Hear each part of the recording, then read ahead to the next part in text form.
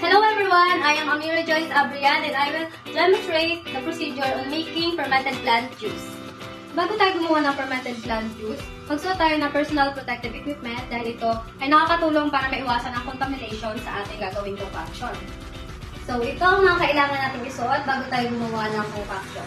Ang mga materialis na kailangan natin sa paggagawa ng fermented plant juice ay ang plastic pail, 1 kg ng molasses, Manila paper, string, knife, chopping board, wooden spoon, masking tape, stone, at saka rubber band. Ito naman ang maaari natin gamiting halaman sa paggagawa ng fermented plant juice. Una ay ang young banana trunk, kangkong, bamboo shoot, kamote tops, green colored plant, fast growing plant.